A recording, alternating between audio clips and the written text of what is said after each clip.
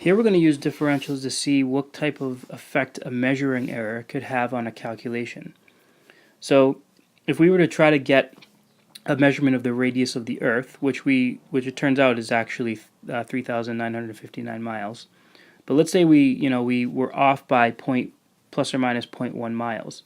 The question is, if we were to calculate the surface area of the Earth using that number, or for our radius, what kind of effect would it have? How off would we be?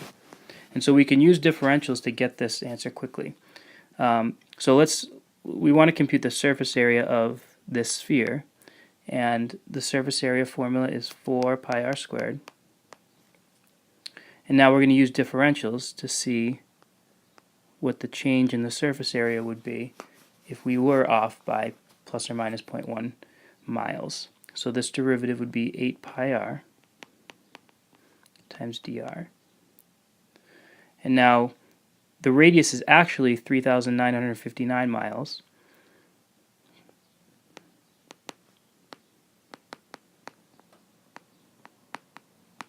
And the change in the radius is a measuring error in this problem, plus or minus 0.1. And when you compute that out, you end up getting 9,950.052 square miles. Now that is about the size of Texas.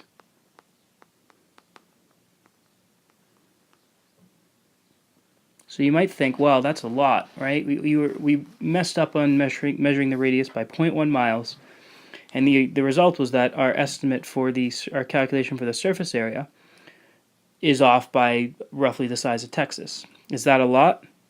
Well, this is where doing a percent change analysis might put things into perspective. So let's talk about the percent error. The percent error. So the percent error is just going to be what your change in surface area was divided by the true value of the true value of the surface area, given that the radius really is 3,959 miles. So I'm going to just write the true surface area, where r is 395.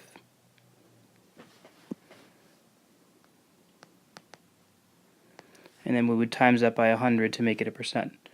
So this is going to be 9950.052 divided by 3959. If we plug that into our surface area formula, just do that over here quickly.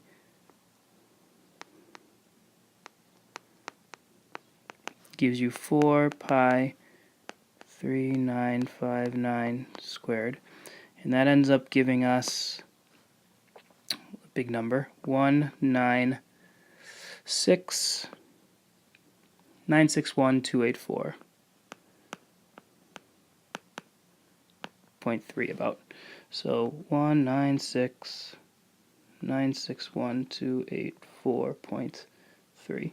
And if we times that by 100, we'll get our answer. So when you do that, you end up getting about 5.052 times 10 to the negative 3, and that is equal to 0.005052%. So even though that measuring error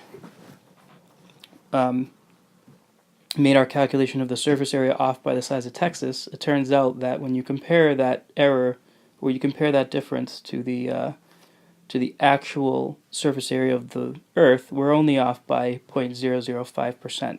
So that kind of puts things into perspective, and obviously the scale of the situation can make something which seems like a big error actually not be such a big deal.